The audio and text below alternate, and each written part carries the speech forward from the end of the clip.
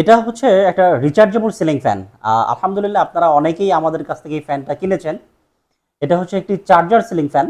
মানে এটা বিদ্যুৎ থাকলেও চলে, বিদ্যুৎ না থাকলেও চলে। অর্থাৎ বিদ্যুৎ যদি চলে যায়, আপনি ফুল স্পিডে এটা থেকে 2.5 থেকে 3 ঘন্টা পর্যন্ত আপনি ব্যাকআপ টাইম পাবেন। আচ্ছা, তো আমরা প্রথমেই ফ্যানের প্যাকটাকে যদি খুলি, আমরা ভিতরে যে সমস্ত জিনিসগুলি পাবো, প্রথমেই আমরা একটা কাভার দেখাচ্ছি আপনাদেরকে। এরকম একটা কাভার পেয়ে যাবেন।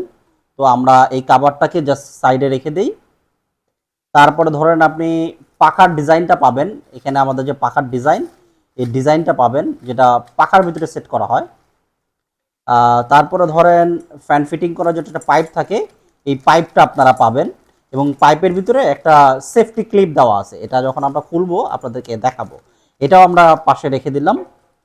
তারপর আপনি একটা ক্লাম্প পাবেন যেটা দিয়ে আপনি ফ্যানটাকে আপনার সিলিংয়ের সাথে ঝোলাতে পারবেন। এটা থাকবে। তারপরে হচ্ছে কি আমাদের যে ব্যাটারি, এই ব্যাটারি থাকবে আমাদের।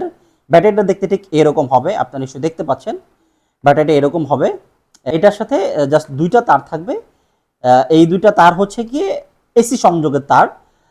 যেটা হচ্ছে লাল, এটা হচ্ছে এসি সংযোগ, মানে বিদ্যুতের সাথে সংযোগ হবে। এটা হচ্ছে গিয়ে পজিটিভ অর্থাৎ ফেস লাইন, আর এটা হচ্ছে গিয়ে নেগেটিভ অর্থাৎ নিউট্রাল। মানে এই লাইনটা হচ্ছে আপনার সরাসরি বিদ্যুতের সাথে কানেকশন হবে। আরও কিছু কানেকশন আছে, এটা আমরা পরবর্তীতে আপনাদেরকে দেখাচ্ছি। তো এটাও আমরা পাশে রেখে দিলাম। তারপরে হচ্ছে কি আমাদের মূল যে ফ্যান, এটা আমরা পাবো। আমরা ফ্যানটাকে উঠায় নেই। এই হচ্ছে গিয়ে আমাদের ফ্যান।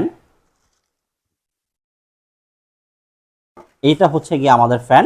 আমরা ফ্যানটাকে পাশে রেখে দিলাম এবং সাথে আরেকটা জিনিস পাবেন, এটা হচ্ছে ফ্যানের রিমোট কন্ট্রোল। ঠিক আছে, সাথে রিমোট কন্ট্রোল। এটার ভিতরে ব্যাটারি থাকবে না, আপনারা ব্যাটারি কিনে এখানে ব্যাটারি লাগায় নেবেন। এই হচ্ছে রিমোট কন্ট্রোল।